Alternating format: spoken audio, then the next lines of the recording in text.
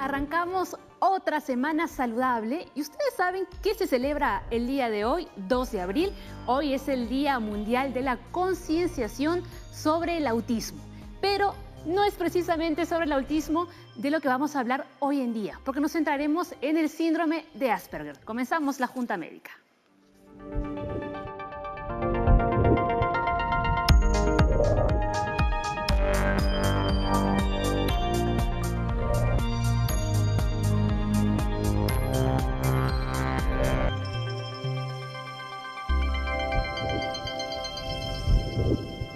Una nueva semana aquí en Junta Médica y vamos a hablar del síndrome de Asperger. Puede que muchos no conozcan a qué se refiere este síndrome o esta palabra, mejor dicho, pero otros sí. Y para ello están aquí nuestros médicos invitados el día de hoy al programa para que nos puedan contar más sobre este trastorno que pertenece al espectro autista. Como ya saben, el doctor Leslie Soto, parte del staff de la Junta Médica, médico internista e infectólogo. También nos acompaña Carla Orellana Angulo, psicóloga clínica, especialista en niños con autismo y Asperger del Centro de Psicoterapia Psicoanalítica de Lima. Y nuevamente le damos la bienvenida al doctor David Lira, neurólogo. Más adelante también va a estar con nosotros Belén Rodríguez, psicóloga, especialista en intervención ABA. Es un método, que es un análisis aplicado del comportamiento. Al inicio decía, doctores, que la palabra Asperger puede sonar un poco rara, de difícil comprensión, quizás para muchas personas. ¿Qué le parece si definimos, qué es Asperger y cuando nos referimos que se encuentra dentro, del trastorno del espectro autista? Muy bien. Una cosa que tenemos que tener claro es que los términos del autismo han ido variando con el paso de los años. Conforme las investigaciones médicas han ido avanzando y hemos conocido cómo funciona el cerebro y cómo se desarrolla el cerebro poco a poco con el paso de los años, se ha descubierto que algunos cambios no se daban como pensábamos. Entonces, antes se tenía el término autismo separado de Asperger. Se pensaba que eran enfermedades diferentes. Pero con el paso del tiempo ya se han dado cuenta los científicos que son términos de una misma enfermedad. Por eso es que se ha denominado todos esos trastornos como trastornos del espectro autista. Entonces, este espectro autista es bastante amplio. Incluye tanto personas que tienen un compromiso bastante severo de las funciones mentales superiores. Podemos hablar de retraso mental, podemos hablar de epilepsia, retraso del desarrollo psicomotor, entre otras patologías asociadas al autismo. Y también personas que son prácticamente normales, salvo por cosas puntuales que tienen que ver con su carácter y sus relaciones interpersonales, por un lado, por sus intereses que están disminuidos, por otro lado, y también por sus dificultades en el lenguaje. Estos inclusive pueden llegar a ser adultos sin ser diagnosticados. Entonces, y ahora vamos a ver, doctores, en todo caso, ¿cuáles son esas diferencias que usted nos está contando? Porque como usted dice, es difícil el diagnosticar. Ahora, por lo menos se diagnostica más. Antes era más complicado, ¿cierto? Luego me van a contar, pero antes vamos a dar, como siempre, ya lo saben, unos datitos sobre el Asperger, A menudo el síndrome de Asperger se considera una forma de autismo de alto funcionamiento. Otra palabra clave, alto funcionamiento, lo vamos a definir también. Los niños son más proclives que las niñas a tener síndrome de Asperger. Y eso es otra duda, ¿por qué? Y la mayoría de personas con síndrome de Asperger tienen inteligencia normal o incluso mayor que la media. También lo vamos a desarrollar más adelante. Ahora, doctores, quiero que conozcan el caso de Alonso. Él es un joven que tiene Asperger. Vamos a ver qué nos cuenta respecto a ese trastorno. Presentaba características bastante inusuales, como no mirar a la cara, estar enfrascado en una sola cosa, no interactuar con otros niños. Sentía que tenía que estar obligado a pasar varias horas de mi vida con gente que no me comprendía y a quienes no comprendía tampoco. Hola, mi nombre es Alonso Solano y soy Asperger.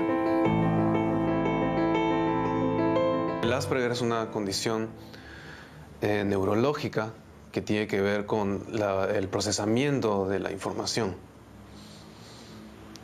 Tiene que ver con el espectro autista y básicamente se trata de personas con intereses específicos y con una capacidad de sistematizar los datos que reciben. La dificultad se presenta en el ámbito social.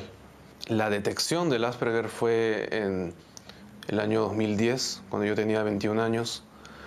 Mi madre estaba yendo al trabajo y en un programa radial escuchó ciertas características que ella recordó que yo presentaba en mi infancia. Mi madre me comenta que a partir de los 2 años presentaba características bastante inusuales, como no mirar a la cara, estar enfrascado en una sola cosa, no interactuar con otros niños. A pesar de que el habla la adquirí bastante rápido, hablaba en tercera persona. En ese entonces me detectaron 70% de autismo y la evolución se fue dando tras aproximadamente 20 años de trabajo intenso con diferentes psicólogos sin saber lo que yo tenía. Básicamente yo era algo así como un experimento. A Yamal le dijeron algunos psicólogos que lo mejor sería que yo esté en un colegio especial, mientras que otros psicólogos le decían que no, que intelectualmente no tenía ninguna dificultad y que el asunto era social. El cambio de colegio se presentaba por múltiples razones. La más común era porque no me adaptaba al grupo. No sociabilizaba y los intereses eran totalmente distintos. La experiencia para mí no fue agradable.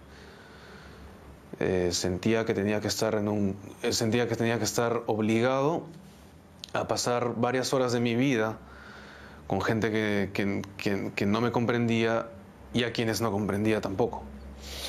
Y además, no desarrollé el sentimiento de amistad o la capacidad de extrañar hasta bien entrada la adolescencia, tal vez 15, 16 años. Doctor Alonso nos ha contado cosas muy interesantes sobre este síndrome, ¿no? Que nos viene muy bien para poder explicarlo. Si no me equivoco, le ha dicho que lo diagnosticaron a los 21 años. O sea, tarde, realmente, ¿no? Tarde. Bien, estamos con la psicóloga Orellana. ¿Le parece si vemos un datito, ¿no? Para poder aterrizar mejor el tema? Lo vamos a ver a continuación en la pantalla, ¿no? Es difícil de diagnosticar porque las personas afectadas no tienen ningún tipo de discapacidad intelectual ni rasgo físico que lo identifique, ¿no? Esto podría responder por qué Alonso lo diagnosticaron tarde realmente, a los 21 años. Sí, Alonso es un buen ejemplo, ¿no? Porque se ve un chico, digamos, lo que esperamos, normal, tranquilo, tiene un interés. Cuando en la entrevista se ve que él habla tranquilamente, ¿no? Con el entrevistador, ¿no? Pero habla de un recorrido de Alonso, ¿no? Como él dice que su madre algo podía detectar desde los 2 años. Ahora ese recorrido ha sido por largo tiempo, ¿no? Él incluso dice se ha sentido como algo así de laboratorio de investigación. Y ahora cada vez, conejillo de indias, ¿no? Pero ahora cada vez más los niños entran tempranamente al colegio, ¿no? Al nido. Incluso van a la guardería y ahí es donde se empieza a detectar tempranamente algunos signos, algunos rasgos, ¿no? Y cuando hablamos de alto funcionamiento, ¿a qué nos referimos? Por ejemplo, Alonso tiene una capacidad intelectual normal, ¿no? Es un chico con talento, hace música, ¿no? Él dice que desde muy temprano usaba un lenguaje fluido, que incluso podría ser hasta simpático, ¿no? Claro. Llamar la atención. Pero incluso adelantado a su edad. Adelantado a su edad. Entonces, esos son como, van tapando lo que viene de abajo, ¿no? Entonces, camufla. Él era un chico que le era difícil tener un sentimiento de amistad, de cariño, de extrañar y viceversa. Entonces, va pasando la edad, van socializando, cuando el niño empieza a ir, por ejemplo, al nido, o cuando empieza a ir a jugar en el parque. Entonces son como los niñitos que se van retrayendo o el niñito que se queda solo jugando porque no sabe cómo jugar, ¿no? Cómo socializar. Cómo socializar. Realmente, tiene la intención. Alonso sí se daba cuenta, ¿no? Él recuerda. Pero le costaba. Y le costaba. Él se da cuenta que le costaba, que la admite. El doctor Lira quería comentar algo. Sí. El alto funcionamiento tiene que ver con la capacidad intelectual. Una característica de los pacientes con Asperger es que muchos de ellos tienen un coeficiente intelectual alto. El paciente, por ejemplo, nos ha comentado que él ha aprendido a hablar inclusive antes de la edad promedio en la que Exacto. hablan los niños. Y esto es una evidencia de que su CI es alto. Otra característica de las personas con alto rendimiento es que tienen habilidades muy especiales para ciertas actividades. Por ejemplo, en la Por música. ejemplo, en la música. Él es bastante hábil en la música. Entonces, esto hace que las personas pasen desapercibidas para recibir un diagnóstico temprano. Y solamente cuando tienen ya dificultades claras que pueden notarse en la adolescencia, en la juventud o inclusive en el trabajo, recién es que se dan cuenta de que tienen esta enfermedad y buscan una evaluación. Muy bien. Doctor Soto. Sí, si hacemos un pequeño resumen, sería un niño que hace muchas cosas muy bien, pero no puede entablar amistades, vive su mundo, se retrae, no puede socializar. Le cuesta generar empatía con las Ese otras justamente, personas. si te das cuenta, no mira la cara. O sea, él vive su mundo y se especializa en algo muy particular, en lo cual pone todo su interés y ese interés hace pues que lo desarrolle muy bien.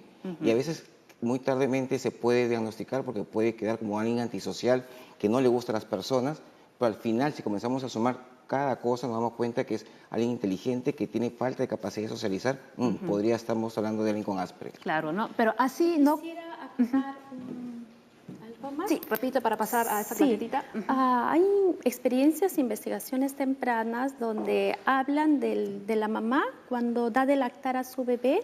O sea, si bien la mamá tiene toda la intención de dar de lactar a su bebito, el bebito, por ejemplo, no fija la mirada o es mucho más pasivo o es mucho más también de mayor movimiento, ¿no?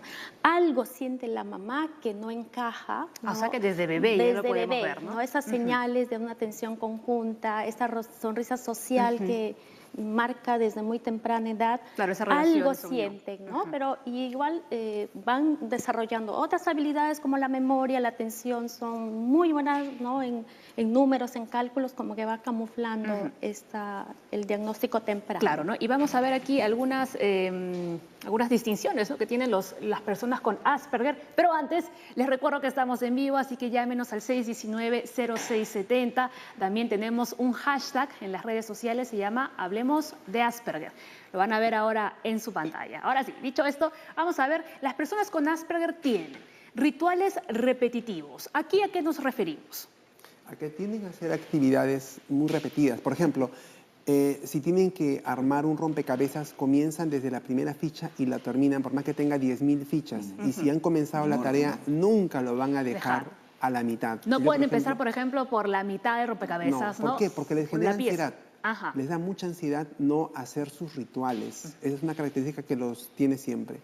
Y así que las personas que vemos eso hay que tener paciencia, ¿no? No obligarlos, ni tampoco meterles prisa.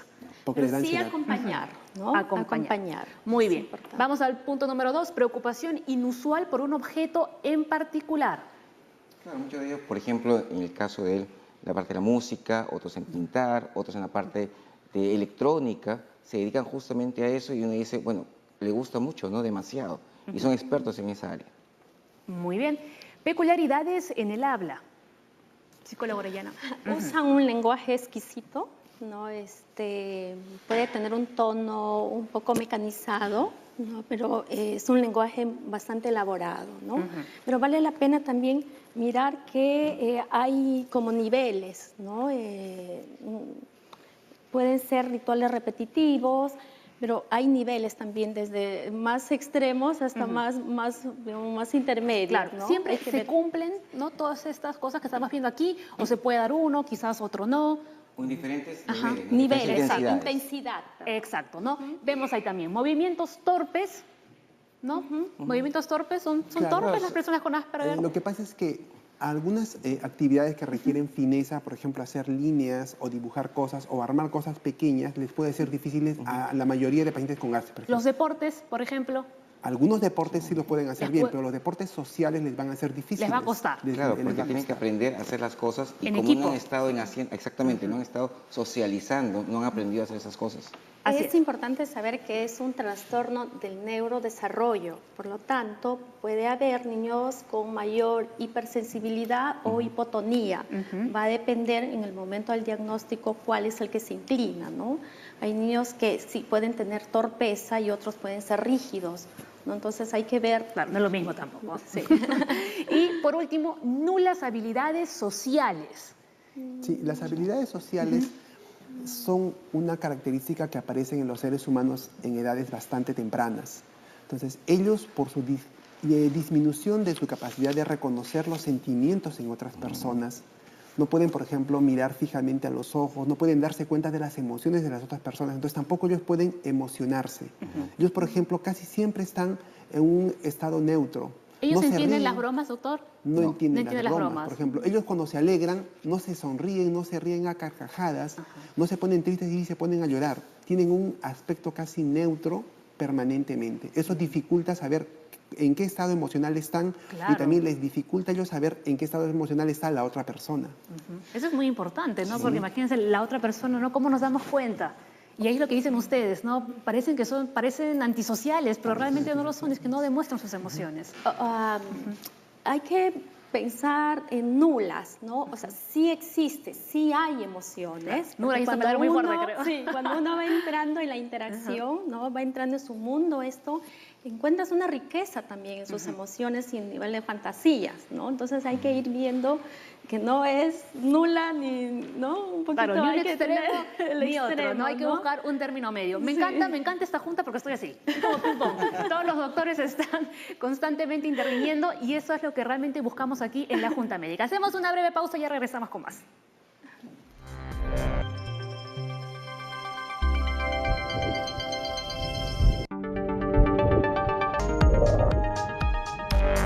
Estamos conociendo más sobre el autismo. Por ello, tenemos un hashtag que es Hablemos de Autismo. Así que les invito a todos ustedes a que nos puedan escribir con algunas dudas sobre este tema y también llámenos al 619-0670. Bien, el doctor David Lira está aquí conmigo porque yo quiero que hablemos un poco más acerca del diagnóstico. ¿Cómo se diagnostica realmente el síndrome de Asperger? Muy bien. El síndrome de Asperger, junto con los trastornos del neurodesarrollo, dentro de lo que está el autismo, que es una condición más que una enfermedad, que también había que aclararlo, es una patología que tiende que diagnosticarse básicamente a través de evaluaciones neuropsicológicas y la observación clínica. No existe hasta la fecha ninguna prueba, tanto de imágenes o de sangre, que confirme el diagnóstico.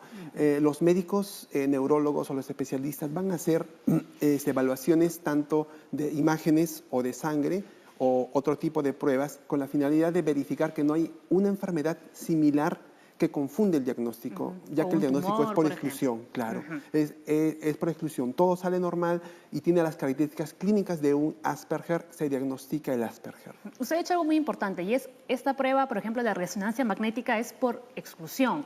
No es realmente porque se necesita saber o ustedes van a ver algo diferente en el cerebro No. de una persona con Asperger y otra persona que no lo tiene. Lo que tenemos que saber, por ejemplo, es que las personas que tienen espectro autista dentro de lo que está Asperger, un 60% aproximadamente de las personas tienen algún tipo de patología adicional.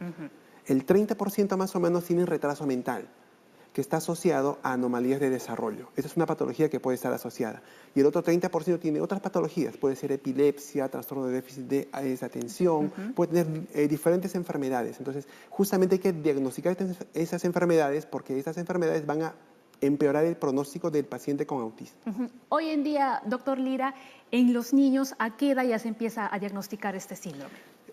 Las guías lo recomiendan hacerlo a partir de los 3 años. Sin embargo, neurólogos experimentados y centros experimentados pueden encontrar síntomas desde edades tan tempranas como los 12 meses.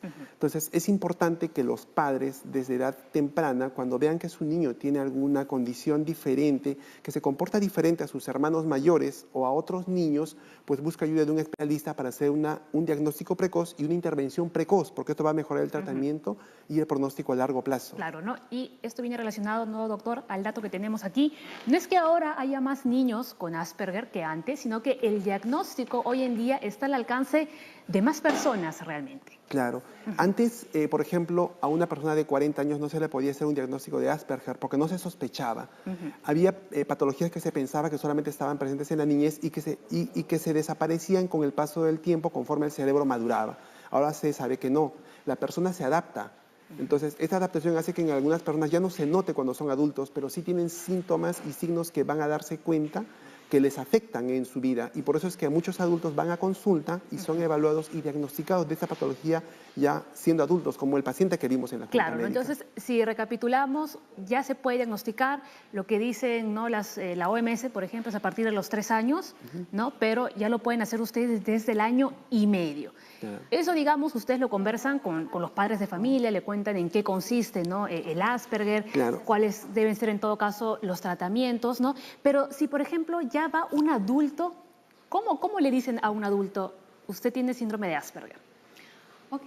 Yo quería acotar que en el caso de Alonso fue un poquito tarde el diagnóstico, ¿no? Es porque es difícil dar un diagnóstico definitivo por ser niño. Entonces se trabaja con presunción diagnóstica, ¿no? Porque mucho de, como dice el doctor, está asociado a otros trastornos. Por ejemplo, ahí está asociado el Asperger a trastorno del lenguaje expresivo, o el trastorno del lenguaje pragmático, donde las habilidades sociales y la interacción también está afectada. Es por eso que hay que tener mucho cuidado en dar un diagnóstico definitivo.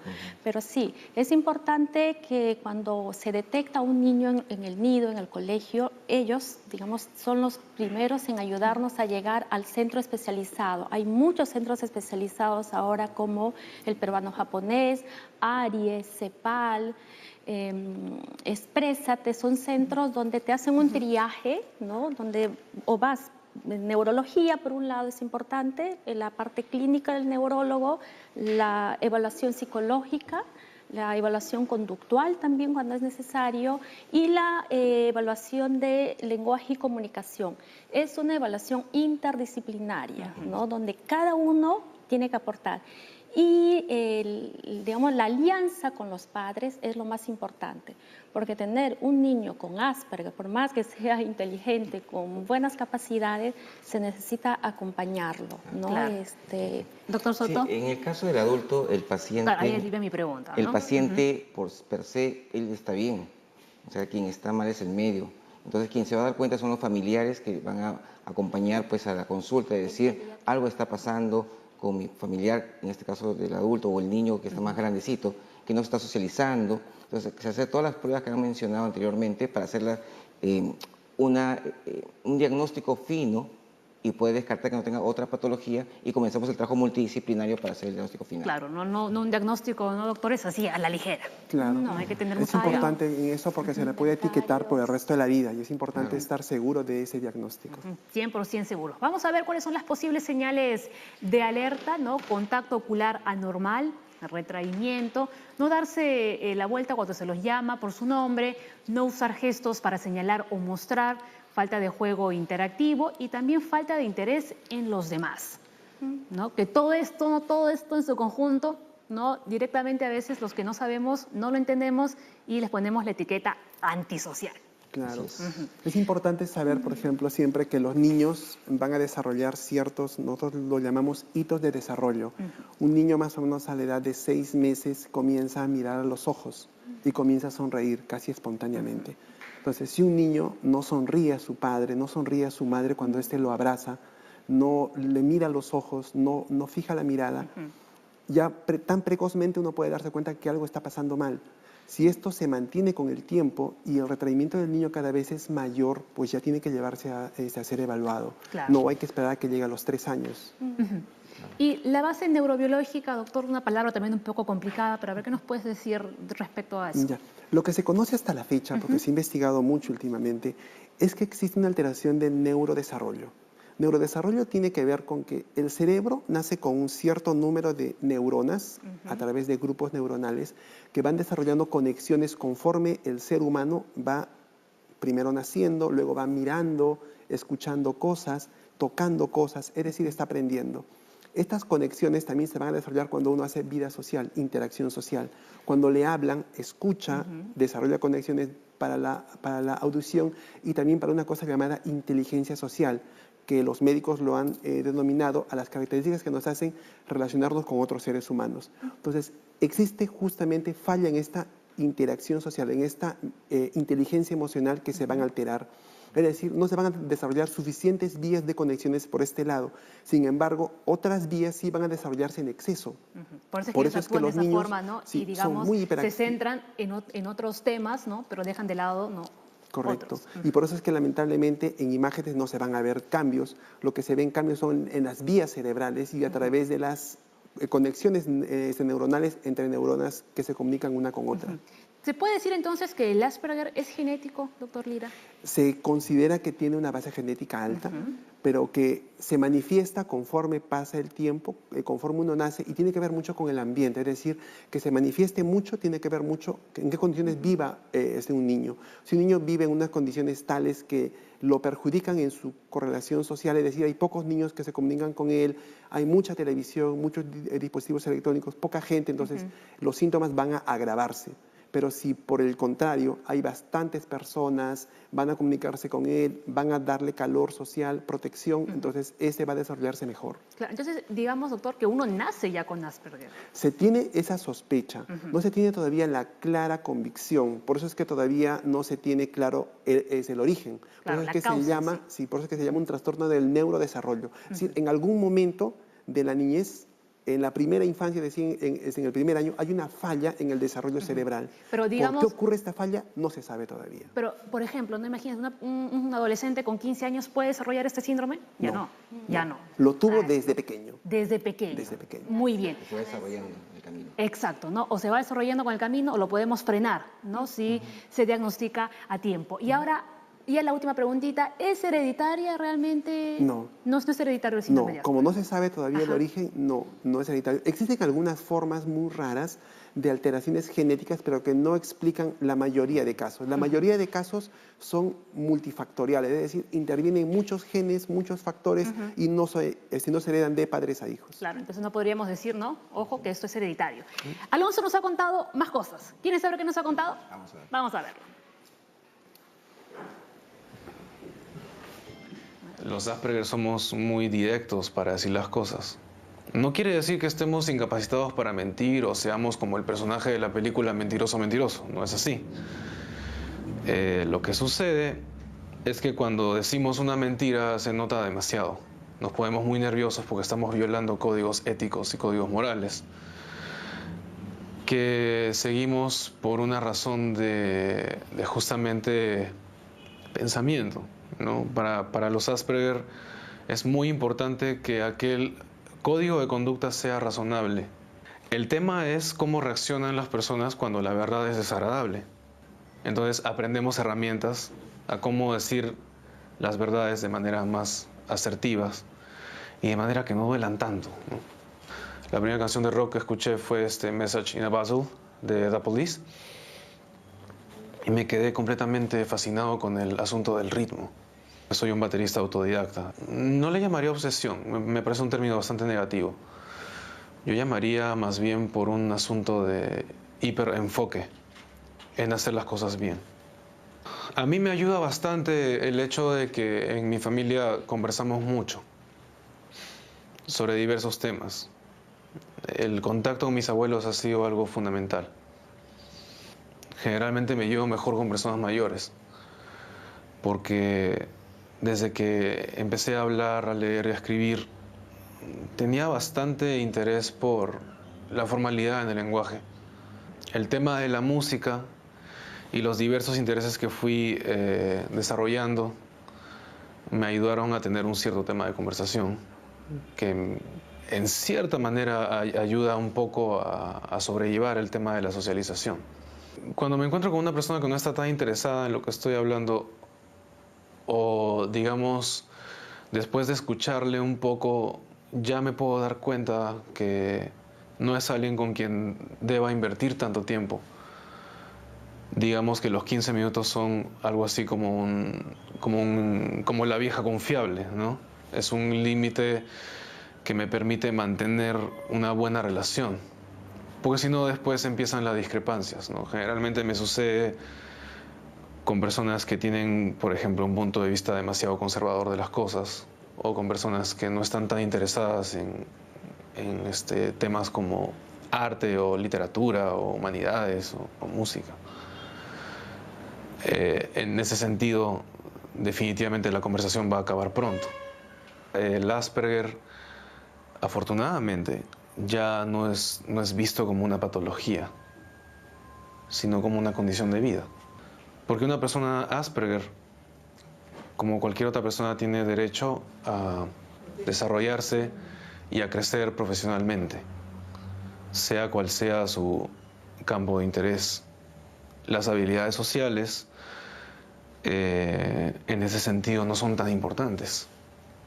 Nos ayudan, claro que sí, pero mientras no exista una sociedad abierta y lo suficientemente madura para convivir con personas de pensamiento divergente, entonces todavía queda mucho por hacer.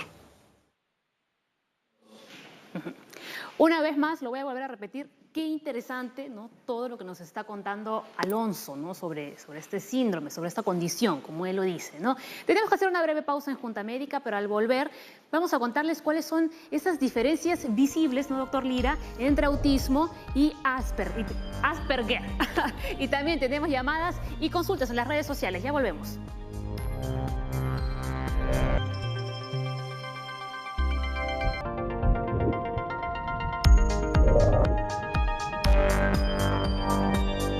Bien, estamos en la Junta Médica hablando de Asperger y tenemos una llamada desde Surco. Jessica está con nosotros. Hola Jessica, buenos días, adelante. Hola, buenos días. Buenos días. Sí, Jessica, te escuchamos. ¿Aló? ¿Cuál es tu consulta? Adelante. Buenos días. ¿Aló? Hola, sí, te escuchamos. Hola. Jessica, te escuchamos. ¿Cuál es tu consulta a la Junta Buenos Médica? días. Mire, yo tengo un niño que fue diagnosticado con TGD a los 2 años. A partir de ahí recibió todas las terapias que llevar. Empezó a hablar a los 5 años, actualmente tiene 7 años y hasta ahora no sé si es que qué nivel de autismo tiene o que si es que es Asperger. Yo quisiera saber qué tipo de examen es el que yo tengo que hacer o qué tipo de consulta que tengo que hacer para saber si mi niño va a ser Asperger o va a hablar más adelante. Actualmente habla, pero solo en monosílabos. Tiene 7 años, nos dice, ¿no?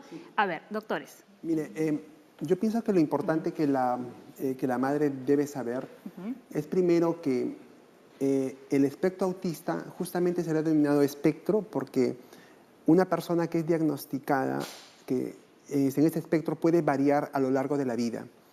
Se ha visto que el neurodesarrollo que ocurre hasta la adolescencia inclusive puede hacer que ciertas habilidades que no las tenía claramente desarrolladas cuando se le diagnosticó, las desarrolle e inclusive salga de ese diagnóstico. Cuando han hecho estudios de seguimiento, por ejemplo, han encontrado que casi 20% de pacientes prácticamente salen de la definición de espectro autista. Entonces, no se puede saber a plenitud y con certeza su futuro por el resto de su vida. Eso es una cosa. Segundo, para hacer el mejor examen es la evaluación neuropsicológica. Es una evaluación completa en la que van a evaluar tanto su coeficiente intelectual, sus habilidades de atención y de concentración y sus alteraciones emocionales que puede tener que empeoran el cuadro. Entonces, eso le puede decir cuál es su cuadro actual, pero ella tiene que tener la certeza de que con el tiempo puede variar. Exacto. Claro, ¿Doctor Soto? lo que la señora debe saber es que la evaluación es constante, de tener a un neurólogo de cabecera, por decirlo así, a una la parte neuropsicológica también, y eso conforme va avanzando sus controles, va a ir averiguando cuál va a ser el final del desarrollo de su niño. Entonces debe ser un niño que debe estar controlado constantemente. Hay lugares, como mencionaba acá con la colega, es que hacen despistaje de este tipo de... Triajes gratuitos, ¿no? En ¿no? CEPAL, por Hace ejemplo. un triaje, ¿no? Donde toman en cuenta estas 3 áreas, ¿no? Que tienen que ser miradas conjuntamente, ¿no? Eso es Y por lo importante que decirlo, ¿no? dice Para la invitar a- mamá que está llamando, está hablando ya de que no hay lenguaje, ¿no? Entonces sí le permitiría ver un diagnóstico para ver en qué nivel está, ¿no? En nivel 1, nivel 2, nivel 3. A mayor independencia, autonomía, digamos, el niño tiene mayor condiciones y mayor pronóstico, y a menor se tiene que hacer una intervención desde lo más temprano y ya, ¿no? Para poder ayudarlo a ampliar sus tener en cuenta que intereses. tiene que tener una evaluación constante. Tiene un diagnóstico inicial y con eso no se debe quedar. Debe seguir cada cierto tiempo, de acuerdo a lo que le diga su médico, sus constantes evaluaciones. Muy bien, perfecto. Por favor, déjeme presentar a nuestra siguiente invitada, que la tengo aquí un poco abandonada, a Belén, a la psicóloga Belén. Belén, ¿te parece si vemos el datito número 4, ¿no? Y luego explicamos lo que se viene? A ver, por favor, nos ayudan con el dato que va a aparecer en este momento. La terapia de análisis del comportamiento aplicado, ABA, por sus siglas en inglés, se utiliza en el tratamiento de trastorno del espectro autista. ¿Qué es el ABA? ¿En qué consiste este método? Bueno, primero que ABA se utiliza para cualquier tipo de trastorno y para cualquier tipo de condición, ¿sí? Cuando hablamos de ABA, hablamos de que es una ciencia del comportamiento, que lo que hace a modo general es enseñar y aumentar habilidades y disminuir aquellos comportamientos que son inapropiados, ¿sí? De una manera general, ABA lo que hace es observa el comportamiento y busca qué variables ocurrieron antes de ese comportamiento y qué variables ocurrieron después de ese comportamiento. Es decir, por ejemplo, tenemos un niño que estamos viendo que se está paseando por la habitación y emite un berrinche, por llamarlo de alguna manera, ¿sí? En el momento que el niño emite el berrinche, la mamá inmediatamente identifica cuál es el juguete que quiere y se lo da, y el berrinche termina. Entonces, cuando hablamos de ABA, lo que hacemos es decimos, ok, ¿qué pasó antes de ese berrinche? Entonces, lo probable es que el niño no encontraba ese juguete, ¿sí? ¿Y qué pasa después? La mamá se lo entrega viendo un berrinche. Entonces, lo que tenemos que hacer es enseñar una forma más apropiada de poder pedir ese juguete, que puede ser enseñándole a apuntar, que puede ser enseñándole a través del lenguaje vocal o a través de diferentes sistemas aumentativos alternativos de la comunicación, ¿sí? ¿Este nuevo método se da de manera personalizada? O sea, ¿es una profesora por un niño? Cuando hablamos de habla, nos montamos ya a los años 70, ¿sí? No es un método, es una ciencia realmente, es la ciencia del comportamiento. Viene de años atrás. Viene de años atrás, exacto. ABA es individualizada. Individualizada se refiere a que elaboramos unos programas y objetivos en función de las necesidades que el niño está presentando en ese momento. Como bien mencionaban los doctores, cuando hablamos del espectro del autismo, hablamos de que se va a ir moviendo en función de las habilidades que le vamos enseñando al niño, ¿sí? Entonces, cuando hablamos de un programa individualizado, decimos, ok, hoy por hoy estas son las necesidades que el niño está presentando, estas son las habilidades que le quiero enseñar y estos son los comportamientos que voy a reducir. Individualizado no quiere decir solamente que es un niño, un adulto. Individualizado es que los programas para ese niño son para él. Pueden estar en un grupo de 3 niños, de 4 niños, pero cada uno de ellos tiene un programa adecuado a sus necesidades y a las habilidades que queremos enseñarle en ese momento. ¿A partir de qué edad ya pueden ingresar a este programa? Desde chiquititos. Desde 11 meses, 12 meses hemos tenido, de bebé, en el centro que es Alcanzando hemos tenido niños más chiquititos que han tenido 11 años, incluso todavía no sabían caminar y han ingresado a intervención temprana, porque es un centro de intervención temprana para niños dentro del espectro. ¿Y hasta qué edad más o menos se Más lleva a o cabo menos este estamos trabajando programa? hasta los 9 años, 10 años. El programa, lo que es ABA, lo puedes ejecutar durante toda la vida. No hay una edad determinada para decir de tal edad a tal edad. En Alcanzando, como es un centro de intervención temprana, es desde los 10 meses, 11 meses, hasta el momento estamos con 9 años, 10 años más o menos. Tenemos una consulta en las redes sociales, a ver si miramos aquí a la pantalla. Ronnie Navarro dice, una consulta, soy Asperger y también fui diagnosticado ya de adulto. En estas circunstancias, a lo largo de mi vida, he desarrollado también una depresión severa. ¿Esto es normal? ¿Ustedes qué dicen? Es frecuente. Es frecuente. Sí, lo que pasa es que la mayoría de personas que tienen diagnóstico de espectro autista o Asperger han tenido a lo largo de su vida también enfermedades psiquiátricas, ansiedad, depresión, trastorno de déficit de atención o otras patologías. Esto confunde el diagnóstico. Entonces, lo que yo pienso que esta persona se va a beneficiar mucho es del diagnóstico porque va a entender muchas cosas de cómo reacciona y cómo se comporta, y por otro lado puede recibir ayuda de un neuropsicólogo para que le explique cómo desarrollar técnicas para que lo supere y de esa manera disminuir su ansiedad y por lo tanto su riesgo de depresión a largo plazo. Es importante la presencia de ustedes realmente. Exacto, y no siempre cuando hablamos de Asperger o realmente de autismo, ¿no? Recordemos que Asperger hoy por hoy está dentro de lo que es el espectro del autismo. No quiere decir que sí o sí vaya acompañado de una depresión, ¿sí? Son cosas diferentes. Podemos tener una persona que sí efectivamente desarrolla una depresión porque probablemente no tenía las herramientas o las estrategias adecuadas cuando era un niño o a medida que ha ido creciendo, pero no siempre quiere decir autismo igual a depresión. Ok, ahora, ¿podríamos poner unas diferencias claras exactamente entre autismo y Asperger, ¿no? Para tenerlo mucho más claro? Sí. Una característica, por ejemplo, que podemos tener claramente es que el nivel de inteligencia en los niños con Asperger es mayor que en los niños con autismo o en las personas con autismo. Otra característica es el lenguaje. El lenguaje es bastante desarrollado en las personas con Asperger, mientras que en las personas con autismo generalmente hay compromisos de algún tipo de lenguaje. Claro. Otra característica son los rituales. En el Asperger hay más ritualismo que en las personas y de hecho, con doctor, ¿no? Los que tienen autismo. Asperger se llevan mejor con las personas de mayor edad que con los de su misma edad, ¿no? Ahí, Pau, sí puedo...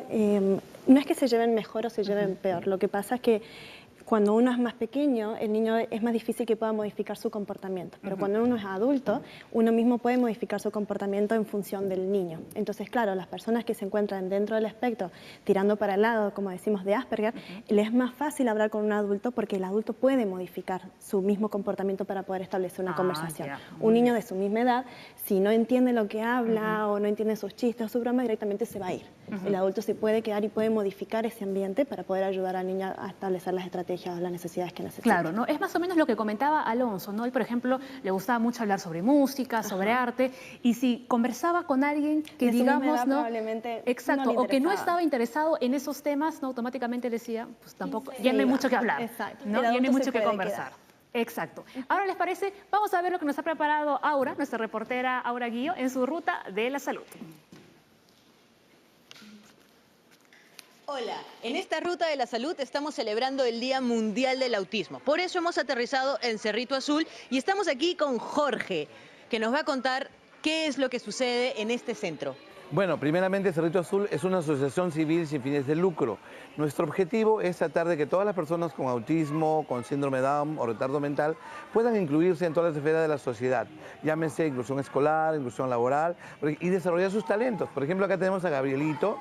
Gabriel Chávez es un talento musical. Entonces él nos va a demostrar, por ejemplo, cómo en Cerrito Azul desarrollamos esos talentos que él tiene. Vamos a ver, Gabrielito. Tocamos. Deleítanos, Gabriel, deleítanos. Tócanos algo, lo que quieras.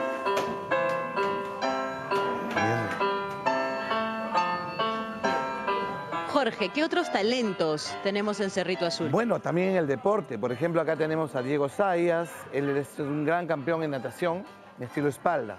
Él está ahorita justamente pegando las fotos de todos esos torneos donde él ha participado. ¿Hace cuánto tiempo que hace natación, Diego? Bueno, Diego ya tiene 10 años que va practicando este deporte. Él participa de todos los torneos que organiza Olimpiadas Especiales y es muy conocido, ¿no?, en el mundo de la natación para chicos especiales. Y dime, Jorge, ¿hace cuánto tiempo Cerrito Azul está vigente? Cerrito Azul viene trabajando ininterrumpidamente desde hace 25 años en el distrito de San Juan de Miraflores y también en Ica tenemos también un grupo un grupo piloto, ¿no? Y además de este centro en el que estamos aquí ahorita, ¿hay otros más? Bueno, tenemos divididos a los chicos en 3 locales. En este local están los chicos más pequeños, desde los 3 hasta los 11 años, y tenemos otros 2 locales donde están chicos adolescentes y luego los chicos que están preparándose para el trabajo. Por ejemplo, ellos, ¿no?, que también veo que hacen actividades de cocina, además de deporte, ellos están demostrando música. acá sus habilidades, por ejemplo, para el trabajo. En el caso de él, por ejemplo, él podría trabajar en un restaurante. Es un chico que pica muy bien, puede preparar ensaladas, puede ser un ayudante de cocina. Y Jorge, dime, ¿es fácil? ¿Hay algún apoyo o soporte para que estos chicos tengan un trampolín hacia el trabajo o hacia un colegio, por ejemplo, o por ejemplo, ¿no?, a un lugar de bellas artes? Creo que esa parte es la que hay que impulsar un poco más. Por ejemplo, nuestros chicos con autismo tienen muchas dificultades para incluirse en escuelas regulares, así como también muchas veces los profesionales, llámese odontólogos o médicos, tienen muchas dificultades para abordar el caso de ellos, ¿no? ¿Y qué soporte técnico o médico tienen ustedes en esta institución? Bueno, nuestro centro principalmente cuenta con psicólogos, porque nosotros trabajamos toda la parte educativa, ¿no?, a través de creación de programas que les permitan a ellos aprender de una manera funcional. Por ejemplo, aquí tenemos a un joven. ¿Qué tal? Sí, ¿qué tal? Mucho gusto. Jean-Pierre. Jean-Pierre, sí. Cuéntanos, ¿cuál es tu función en Cerrito Azul? Bueno, soy psicólogo, trabajo con jóvenes aquí, justamente con jóvenes preparándose para un trabajo. Entonces, mi función aquí es demostrar a estos chicos, a sus papás, que ellos pueden hacer muchas cosas, y a la sociedad sobre todo, ¿no? Chicos que están en un trabajo, y tenemos chicos incluidos también en SET, pero chicos que son muy funcionales, como en el caso de Gianfranco Ramírez también. Gianfranco, a ver, voy a hacer un saltito por acá para ir cerrando. Gianfranco, ¿cuánto tiempo tienes en Cerrito Azul? En el Día Mundial del Autismo nosotros sí podemos, nosotros tenemos oportunidades. Mi nombre es Gianfranco Ramírez, tengo 15 años y estoy incluido en Cerrito, vengo todos los días. Estoy en un CETPRO, que voy los lunes, miércoles y viernes. Los martes y jueves tengo un CEBA, que es el Anglo Montessori. Bien. Muchas gracias, un placer. Y contigo me despido entonces. Hemos estado en Cerrito Azul. Seth, muchas gracias. Hasta luego. Yo voy a seguir aquí conversando con mi compañero para aprender un montón sobre el autismo del día de hoy. Hasta luego. Gracias, Aura. Y qué buena iniciativa, ¿no? La de Cerrito Azul. Hemos escuchado, tiene 2 sedes en San Juan de Miraflores y también en Ica. Y veíamos ahí, ¿no?, en sus camisetas el teléfono para que ustedes puedan llamar. Y hablando de llamadas, tenemos justo una. Hola, Edith. Buenos días. Buen día, desearía saber acerca del tema de las dietas para mi hijo de 5 años que tiene autismo. Sí, ¿cuál es tu consulta? Las dietas, en concreto, esa es la consulta. Sí. A ver, ¿qué dirían ustedes? Bueno, actualmente no existe ningún estudio científico que avale que las dietas mejoran las habilidades del niño con autismo. Lo que sí sabemos es que así como hay niños que tienen alergia a la lactosa, hay niños que tienen alergia que son celíacos, entonces claro, si modificamos la dieta de ese niño, claramente su organismo va a mejorar. Sí, pero no es porque no existe una correlación entre alimentación, autismo. No, siempre y cuando, claro, el niño no tenga alergia, pero eso es con un niño que está dentro del espectro del autismo como un niño que está fuera del espectro. ¿Sí? Así que para que le quede claro, Edith, su niño puede comer todo lo que quiera, ¿no? No tiene nada que ver, ¿no?, el autismo con la alimentación. Hacemos que tenga una alergia. Si claro, ¿no? Al menos que tenga una alergia, claro está. Hacemos una pausa pequeñita y enseguida volvemos contigo, ya regresamos.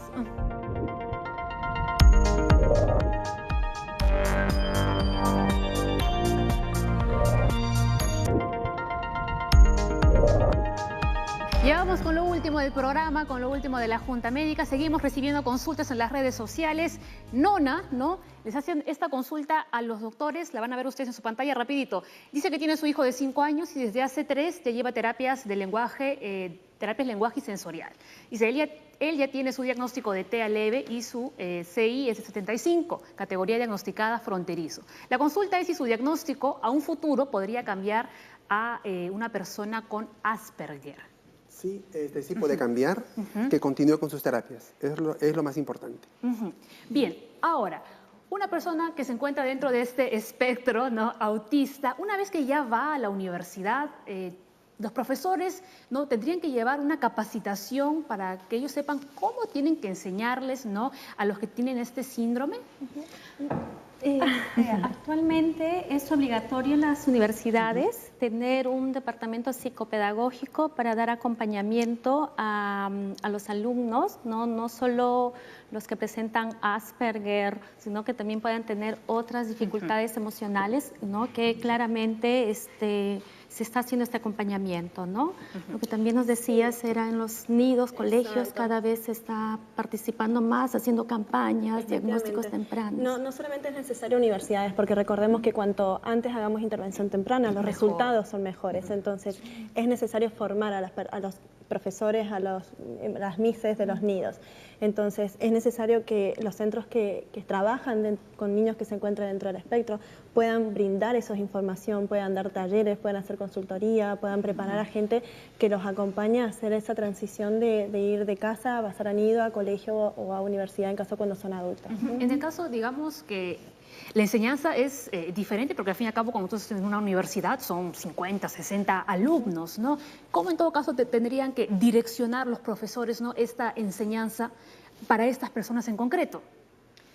Primero, detectar y mandar a un tratamiento más personalizado, ¿no? ¿Las clases no son las mismas, o sí? No, las clases son las mismas. Todo es igual. ¿No? Porque lo que se trata ahora es incluir, no excluir al autismo, ¿no? Entonces, sí hay el departamento psicopedagógico donde se detecta algún persona con esta condición y hacer una intervención ya más psicoterapéutica, ¿no?, para poder ayudarlo.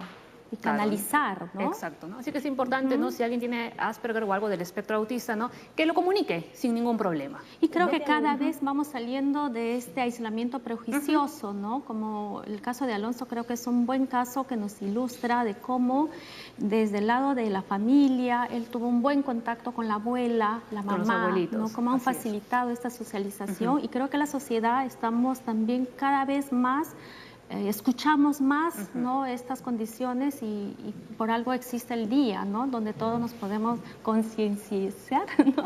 ¿No? Y este tema es muy amplio, así que atentos porque va a haber segunda parte. Esta es la parte 1, ahora viene la parte 2 como en las películas. Sí, es importante saber una cosa. Las personas que están diagnosticadas de un trastorno del espectro autista pueden variar a lo largo del tiempo. Entonces es importante que los padres lo sepan, los profesores lo sepan, los familiares lo sepan y puedan ayudarlos en todo sitio, ¿no? En su colegio, en casa, en la familia. Exacto. Siempre Muy bien. tiene que estar. El doctor Lira ya dio la conclusión, ¿no? Sobre este tema. Belén, una conclusión final o una recomendación en todo caso. La recomendación sobre todo es que cuanto antes intervengamos mejor es. Cuanto antes podamos ver esos signos de alerta que mencionaban anteriormente, también mejor porque podemos realizar una intervención temprana, que los niños dentro del espectro del autismo pueden realizar, pueden ir a un colegio, pueden ir a un nido, solamente tenemos que enseñar a las personas de su entorno las estrategias adecuadas para poder enseñarles esas habilidades que necesitan en ese momento determinado, ¿no? ¿Qué más podemos decir? Hay cada vez más centros, ¿no? Especializados, Ann Sullivan, CEPAL, CPPL y otros más, ARIE, ¿no? Que hacen evaluaciones muy tempranas y creo que hay que saber que existen más posibilidades, ¿no? de atender estas condiciones, ¿no? Y el doctor Soto, para finalizar.